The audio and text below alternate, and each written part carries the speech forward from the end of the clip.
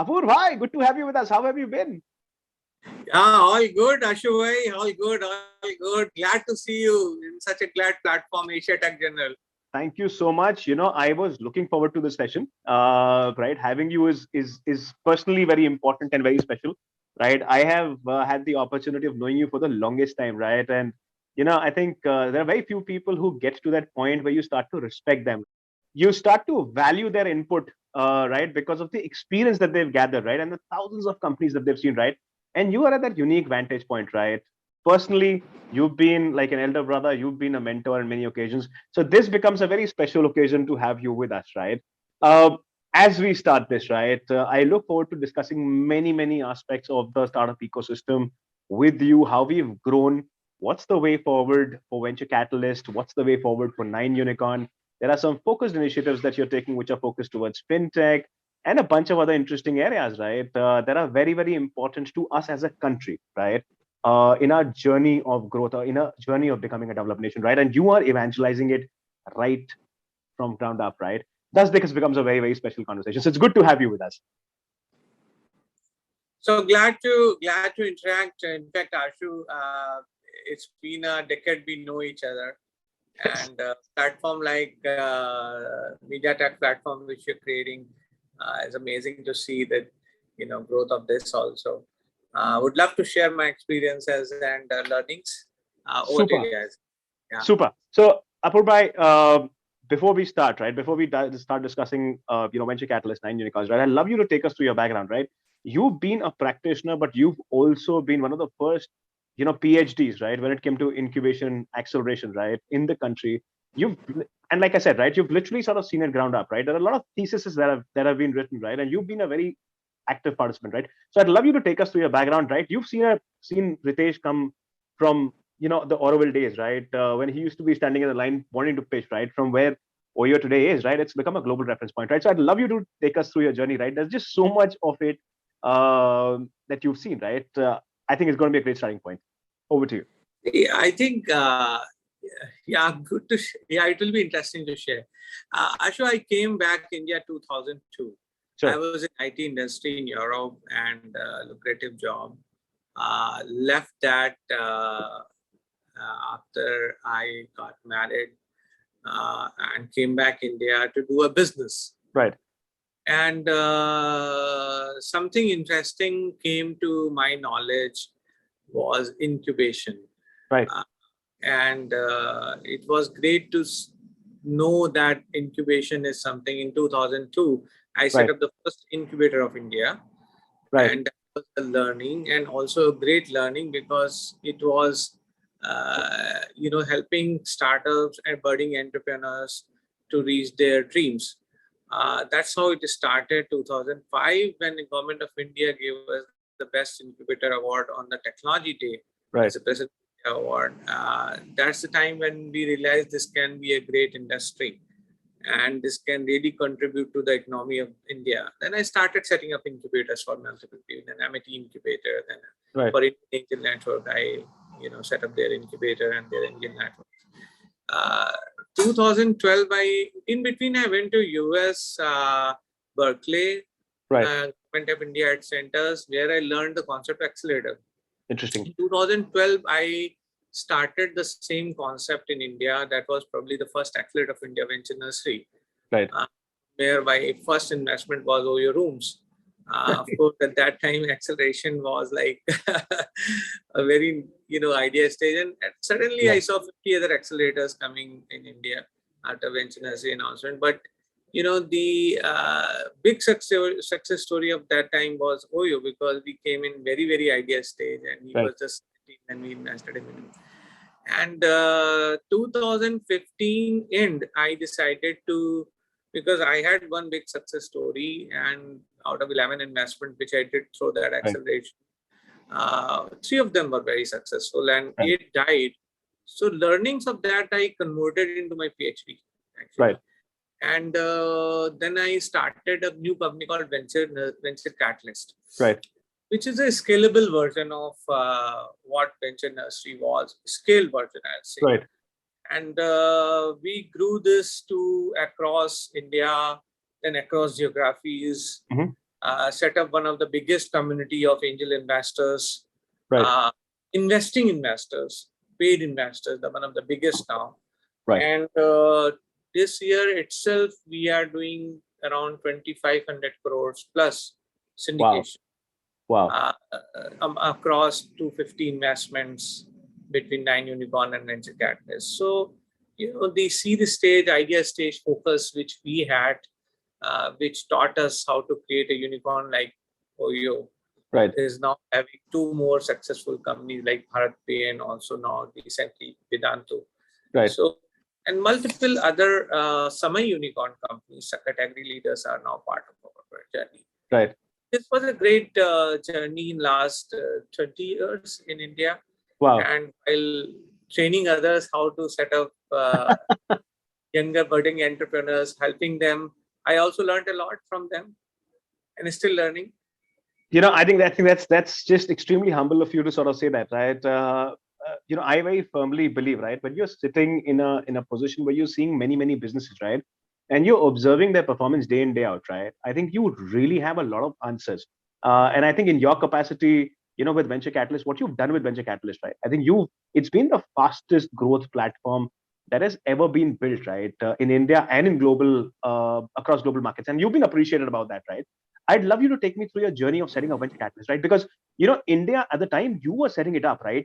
I mean, startups were essentially, getting into a position where they're starting to make a mark, right? But we were still in a very infant or an infancy, right? When it came to investing in early stage companies, you took this initiative of setting up Venture Catalyst at that point of time, right? How were the early days? How was getting those investors to come in, invest in companies that you don't know are going to survive, right? There's a lot of personal credibility and a lot of personal energy and commitment, more importantly, that was invested by you in ensuring that they survive, right? I'd love to know some bits about the early days.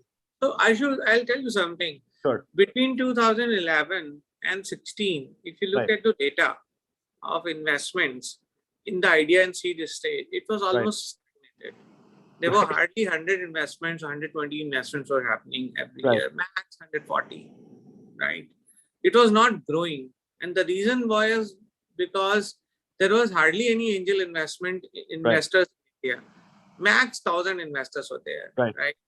And they were only every year the same faces used to come in the media. These are the angel investors, right?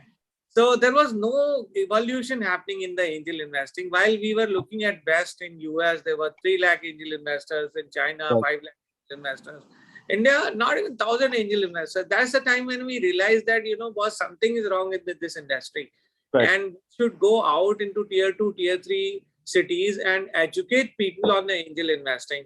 So we went to 50 plus cities and did master classes and experience sharing on our angel investing experiences with the people. Did about 500 plus master classes, and people started believing on us and believing on our success stories. And when they got within 2 years, they got multiple exits, like Beardo came as an exit, Super Delhi came an exit, 50 plus exits in last 5 plus years. So then they realized that this asset class can give them money and multiply it much better than other asset classes. So their confidence boosted. And now after last 6 months IPO, that is multiplied, right? So, the story which we started from tier 1 city, Mumbai, Delhi and Bangalore went to 50 plus cities in India. Probably it's going to be 200 plus cities in India. Wow, that's huge. And you're in cities like Indore, Lucknow. You're in cities like who would have thought Jaipur, right? Who would have thought Jaipur, Siliguri, Siliguri, Bilaspur, smallest town you go, there are angel investors in our network, and they're investing heavily into the startup. I can only, and I can't show how difficult it is, right? I mean, I come from a money markets background, right? And tier 2 is the most difficult to crack, right? Because of course, the exposure, the risk awareness, right? And these are traditionally run businesses. To get them to come in and invest in a risky asset class, which is that of startups, right? I'm sure that must have taken a lot of bandwidth, a lot of effort, right? To convince them to come onto these platforms and invest with you, right? And I think it's a commendable. It is a valiant task. It's a task. It is. No doubt about it. Because I have seen the penetration of the wealth management companies in these cities. Wherever we are going, we come to know, okay, there is some wealth management companies already the door. But reality is those companies, they never educated these investors. Right. Interesting. Right? Apur, Yeah. I'm going to move on. We were the first to educate them. Right. You're right. No, I think also, the fact of the matter is, I think you built a phenomenal community of people, right? And I think in an event like this, you need that community to come in and evangelize the cause. And I think that is something that you beautifully instilled in the entire scheme of things, right? We've discussed a lot of this at a personal level, at a personal, across our interactions, right? Apur, I'm going to move into my next question, right? Which is a very important question, right? For everybody who's going to watch this to understand the scale of venture capitalist, right? A lot of people talk of venture capitalist in terms of the investments that you're making, right? But I want to understand what are the number of investments that you're making per week, right? Had I been asking you a question sometime back, I would have possibly been asking you a monthly question. But I think today, between 9Unicorn and venture capitalist, we are doing 18 investments almost every month. Wow. Right. That is 15 to 20 every month between the two. So 15 is the number of venture capitalists. This is last month. Last month was 33 investment, by the way. Right. So, but it's growing. So if you ask me the growth rate of these, so we are going in a phenomenal pace, no doubt. Right. Earlier we were doing, so our average was 20.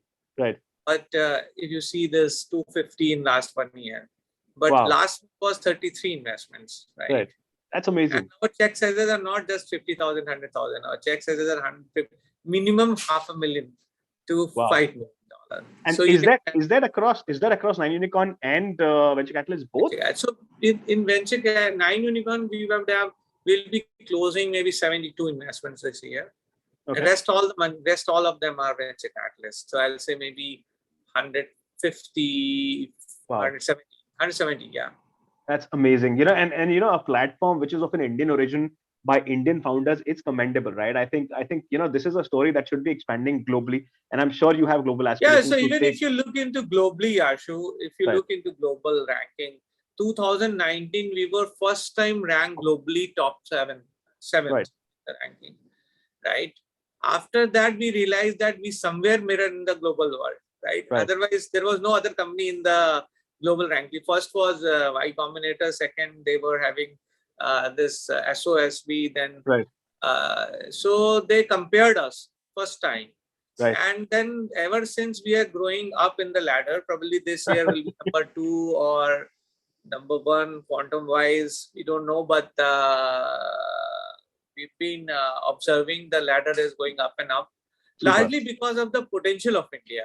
Absolutely. And the homegrown LPs which are coming in India to invest in startups and angel investors.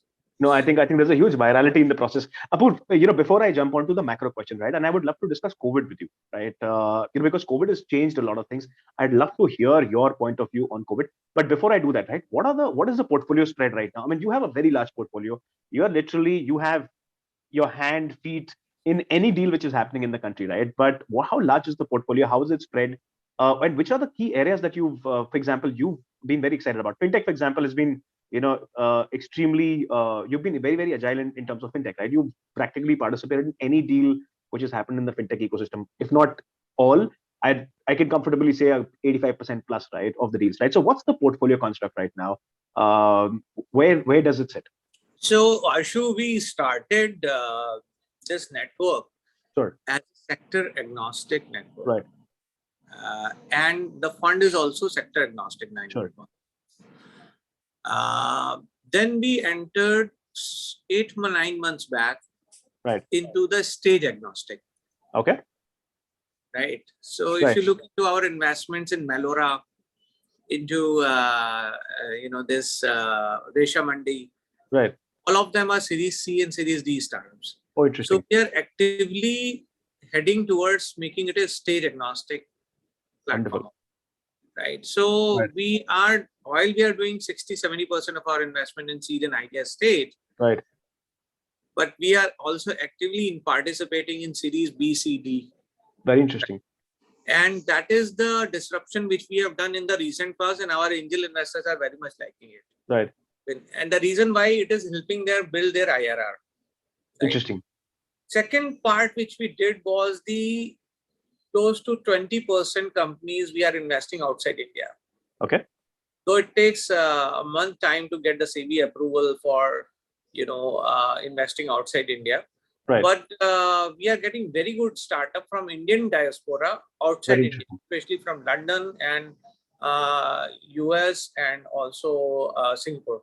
Wow. So Delaware, London, and Singapore. So 20-25% of my startups, which is a allowed and permissible limit by SEBI, right, to invest from our angel fund as well as from our 9Unicorn fund outside. Yeah, and we are getting amazing Indian diaspora startups from there. Right. And are these the international companies that you're talking about, right? Are these companies that are by Indians catering, sitting outside wanting to cater into India, or are they by Indians catering into international markets, right? So there could be a company by an Indian in Silicon Valley and working for them. What's the concept? So there are two types of constructs. Sure. As of now, we are not allowed to invest in companies which are by Indians and outside India. Okay. Right? As per the rules, we are allowed to invest in by Indians and for India market. Oh, interesting. Right. So number two, these are all companies in that way. Right. They have some presence and they have business in India. Second, if you look into the diaspora in US, there are 67 to 70 startups which are Indian diaspora and the unicorn. Interesting. And India, it is around 62, 65. Right. So almost equal number of unicorns are created by Indians outside in US, right? Interesting. While right. in the same period, right? So that is the reason why we started investing outside India in Indian diaspora. Interesting. And those companies have markets in India.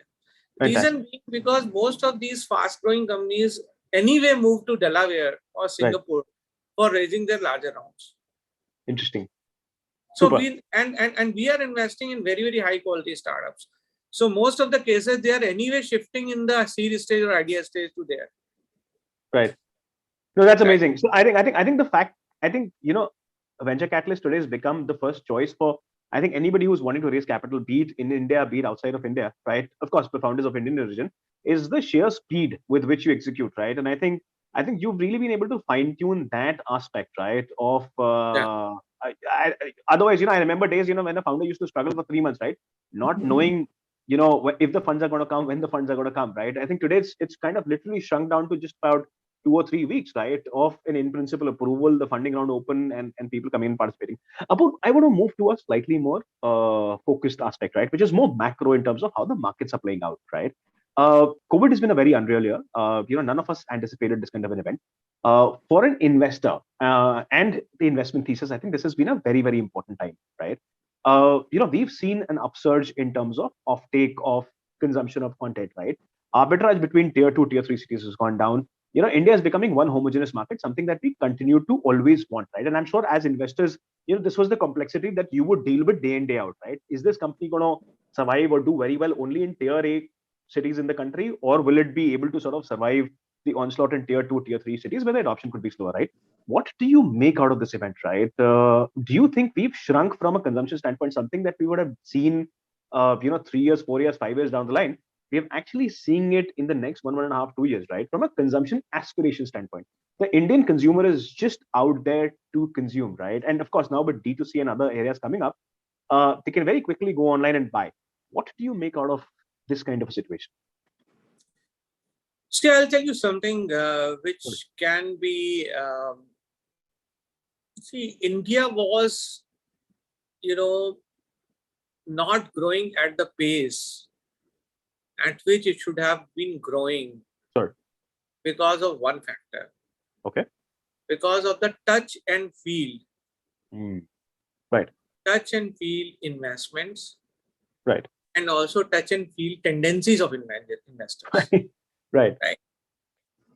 And pandemic, thanks to China or whoever has created that, it has actually made Indian investors to take a decision on calls. Right. And not only Indian investors, globally, the same thing happened. Suddenly, this has transformed. This has made two things. This touch and feel type of sectors, they have either shut down their startups, or they have innovated the business models of deliveries. Interesting. Right? So many of the, restaurant kind of businesses, they have actually Shrunk. entered into deliveries, Right. and they entered into that kind of situations. Absolutely. So their business, which was getting impacted because of the small shop, which their people used to come and sit, Right. is getting disrupted, right? But many who could not transform, they died. Right. Especially even co-working spaces kind of Right. business, co-living kind of businesses. But the second wave, I will say, of the disruption in Right. these sectors is happening now, Interesting. right? A lot of international players who have raised a lot of capital, they're acquiring those companies to enter in Indian market. Interesting. Those who were smart founders, they were able to sell out their companies, at least get the investors' money back at some X. Right. We also seen that 4-5 situations like that. Right. Interesting. As it is, we were very limited. Our portfolio was less than 10% in touch and feel. Okay. So that is why very few companies got impacted. But many new sectors which were waiting for this kind of digitization, right, has actually gone much higher pace than this down. So that's why you see 32 unicorns in India, birth of 32 unicorn in just 1 year, and not 1 year is not even completed this. Right? Right. This is no other reason, sir. Only one reason, because digitization, which was not here, has been forced to happen. Right. And that is why now you see the growth. Malora, which is a company, like, who used to think of buying a jewelry online here? Now everybody is buying, right? You used to think, selling, houses online. Now everybody is buying here. They seem they're taking a decision, right? Automobile, everything digitized, everything, even the tractors are getting sold on, mobile. Yeah, I'm surprised. I was meeting somebody from Volvo and I was meeting from somebody from Mahindra. They showed how they're selling the. So, the entire industry has changed the way how it used to sell. Right. And how used to, yes, there are industries which are unfortunately, real estate linked. Right. Real estate, however, has grown, but real estate linked industries where people has to travel, there is still, until the full vaccination happens, right, still the situation will be a little bit controlled. Interesting. But the now the situation in India is very, very good because of the 100 crore people got vaccinated. Absolutely, I think that's a stupendous mark. Yeah. So now it has actually helped you. Otherwise, there was US and there was China. Right. Those two startup ecosystems. Somebody has 250 unicorns, other had 230 unicorns, and India was somewhere in 20-30 unicorns. Now you have 70 unicorns, and Absolutely. God knows by end of the year you'll have 100 unicorns, right? So, and God knows in 3 years you'll have 500 unicorns there, right? So, the speed which we are growing, we will surpass these two economies at least in 3 to 5 years time.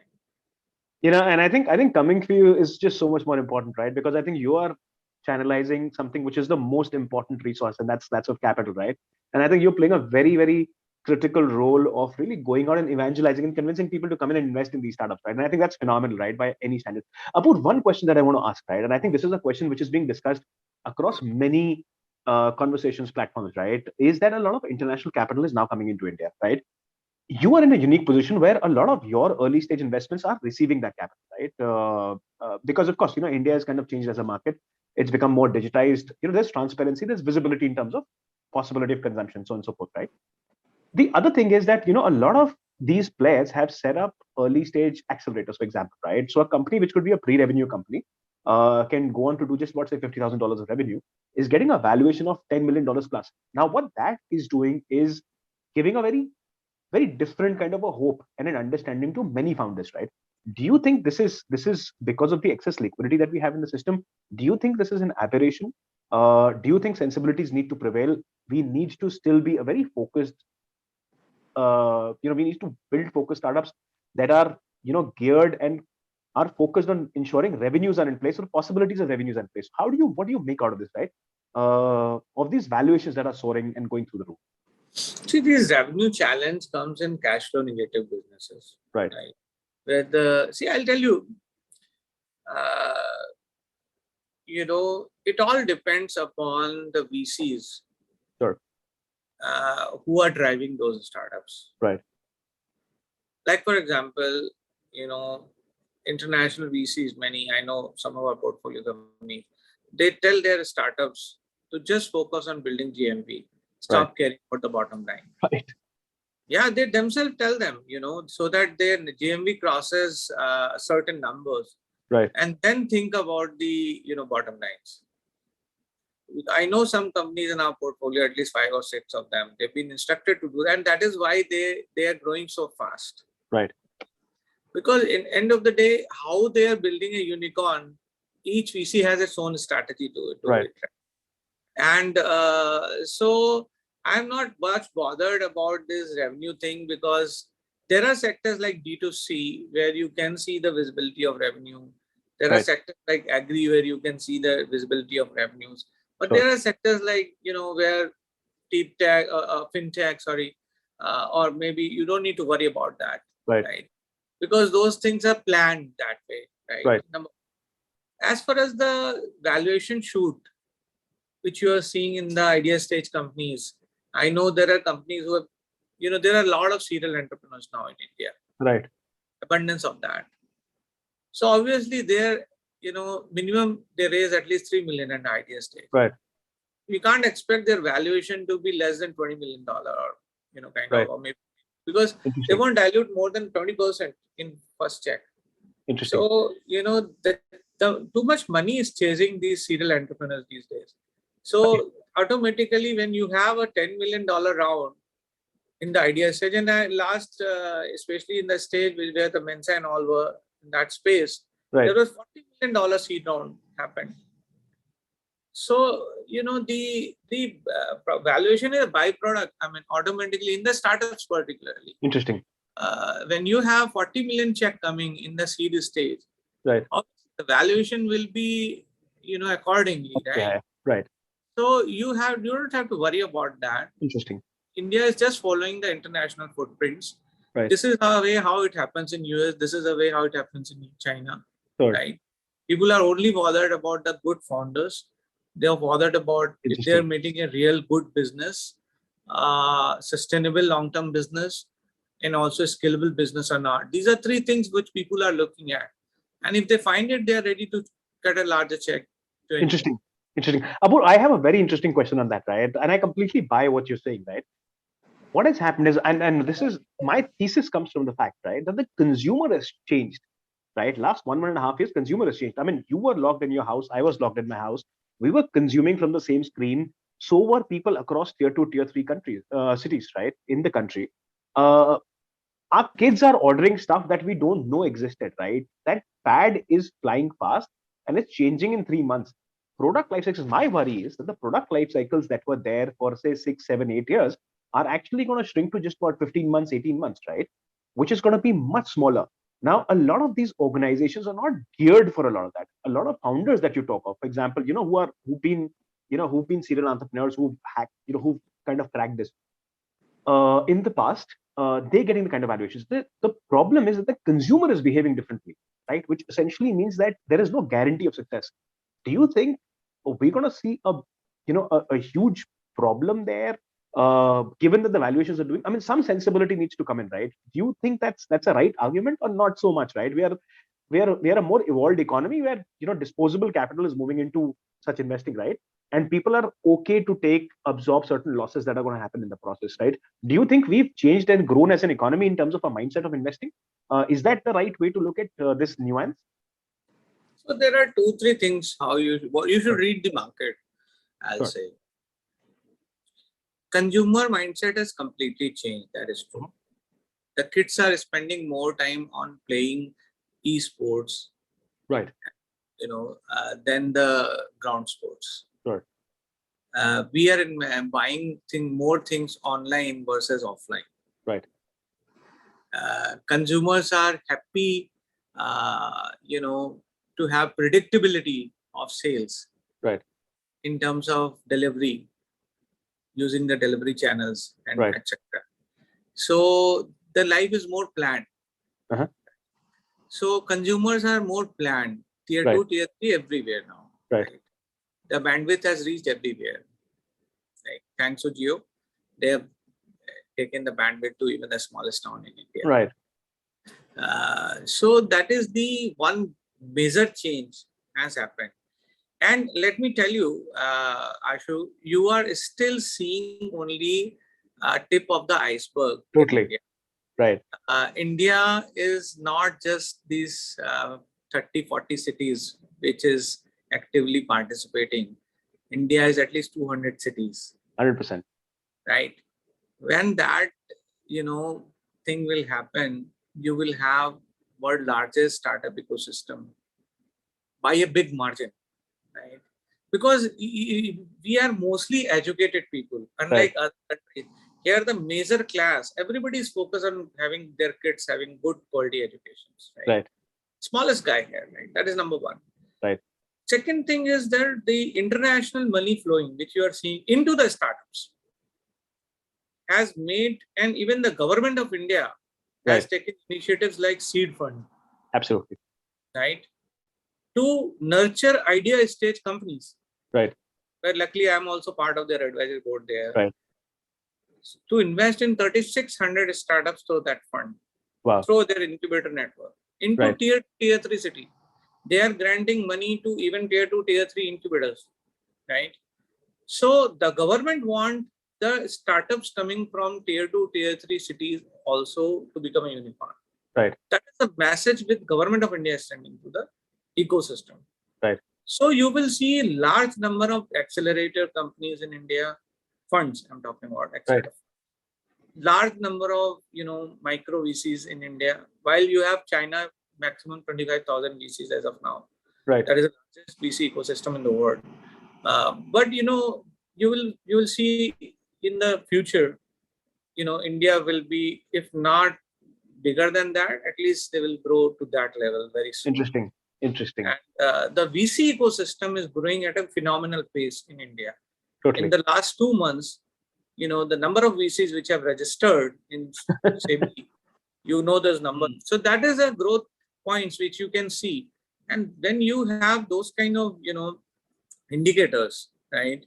And the results for the investors are very, very encouraging. So that's, of course, the ecosystem of stock market, as size of stock market. Last 3-4 years, Indian startups are getting more money than the stock market cap. That is why you see the IPOs going down. Absolutely. No, but I think also the number of retail investors increased, right? Which is huge. We continue to struggle with just about 3% of savings in equity as an instrument, right? I think that number is kind of almost doubled, right? Accounts have doubled. So I think which is a good indicator, right? Equity is getting accepted, right? Which essentially means the listing path for a lot of these startups. It's a global acceptance also. It is. I think globally they were always Saudi, UAE has announced they want 20 unicorns in their economy. Right. Interesting. I'm very fortunate to visit their, top people there, and I've been there quite often. So in my multiple interactions, they've even announced now. Right. So a lot of economies are preparing themselves to be a startup now. Super. Apoorva, I'm going to talk to you a little about Bharat, right? And it's important. And I think you can possibly do a lot of justice to Bharat, right? Because you've traveled the length of breadth of country. You've brought in a lot of these investors who are investing in a lot of these interesting startups, right? Now Bharat has all of a sudden emerged, right, as a market for startups to come up, because there are founders who realize those problems very locally, and now they have an opportunity to deliver on internet through a digital medium. The consumer base is also opened up, right? What do you make out of Bharat? I mean, you've been the advocate of Bharat for the longest time, right? At a government level, at a policy level, across all the forums, you've been advocating it for the longest time, right? What do you make out of Bharat, right? What do you make out of the startups and the opportunity which is available for now founders within these cities, right? To go out and build for India and large unicorns. For long, there was a lot of misconception, right, between a difference between a startup and MSME. Right. Right. now you see the companies like My Fitness coming from a smaller city like Silvassa, right, and doing a 12 crore monthly revenue of peanut butter wow, and having a 70% margins, right? Gross right, margin. These are guys from very small town like Silvassa. right, Guys like Ashutosh and Priyank coming from Ahmedabad, setting up Rene Cosmetics. Prior to that, Beardo, right? One of the most successful men's grooming company. right, And now set up a cosmetic company, which is growing in a phenomenal pace. Guys like, so we have umpteen number of examples from the startups coming from the smallest town of India right, and setting up a, potentially a unicorn or a unicorn. right, And these are guys who, and this is not just in India, there are a lot of people from Indian tier 2 city gone to US and set up a unicorn right there. right, Right. So and the reason why these are people who have, the good business sense, good business ideas. Only thing is now they have learned the way how to raise capital, how to utilize venture capital, how to utilize angel investing because of the growth of the ecosystem in India. right. So when it comes to Bharat, you have at least 100 plus sectors, Right. where you can have a potential of a unicorn. For example, agri itself can produce Absolutely. 50 plus unicorns. Right. So a couple of my investments in agri are doing amazingly well. Interesting. And I'm looking actively to invest in agri tech, not just agri tech, agri marketplaces, agri product. People are smaller town like Tirchi. Some Harvard grad is doing a startup in Tirchi and selling buffaloes online. Right. Right. And that's an interesting one, by the way. I was surprised to see that kind of startups coming to me. Right. But the business sense is so strong there. Right. Right. And so that's why I was excited. After fintech, you will see the next big sector as agri. Right. And India is an agri nation. Right. Interesting. Imagine the collision what will going to happen there. Absolutely. Of international capital and agri startups. Super. Apoorva, what do you make out of listing, right? I think we've seen some phenomenal successes, right? I think last 2 weeks have been, we've seen 5 listings, right, of startups to happen. What do you make out of this, right? Is the confidence very different, right? Amid a lot of investors that you deal with, right? I mean, you have the largest base of investors. You're doing 20,000 plus investors, right, on VCAS as a platform in India and globally. What's the confidence, right? What has this done to the entire community of investors who are putting their confidence and hard-earned money in these startups, right? What do you make of it? Indian investors probably one of the most judicious investors in the world. Right? They have been, making very good investment decisions. Right.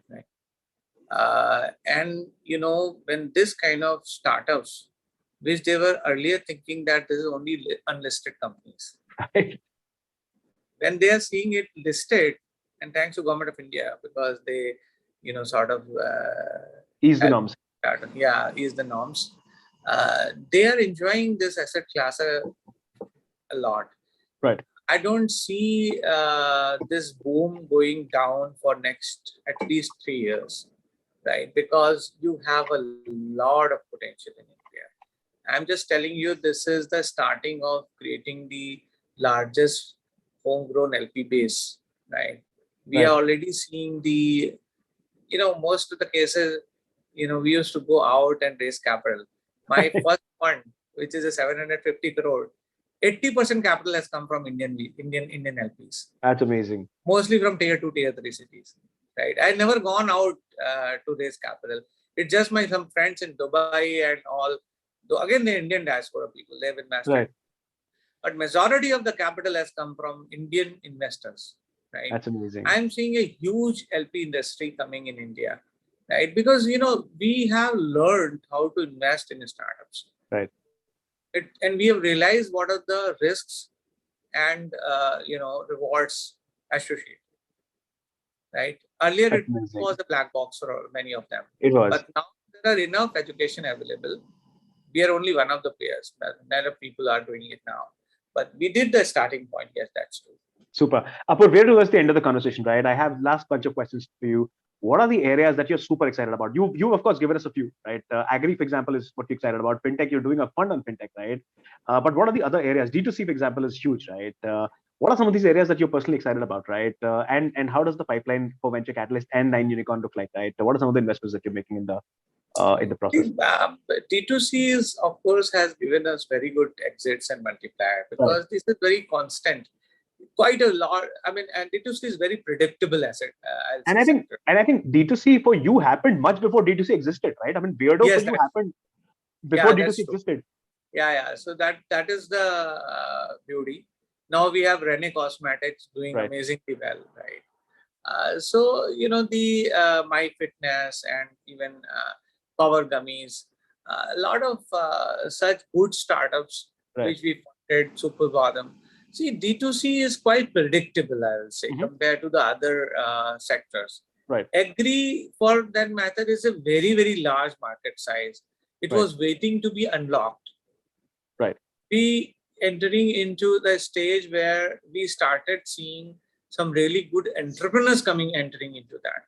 Interesting. Because thanks to the banking sector, which has created the backbone for the agri, so Grameen Vikas Bank, etc., people from there, they're exiting and starting the startups, right? And they have their experience of those understanding those markets. Right. Another thing is that I'm also bullish about the ECG. I have 10% of my portfolio I built into ECG now. Okay. Because that's a need of the future. For example, water is a need, right? Right. For example, low cost classes in the tier 2, tier 3, and tier 5 cities a need. Right. So that's why it is important to also look at some ECG, I'll say impact, the goals which are set up by UN.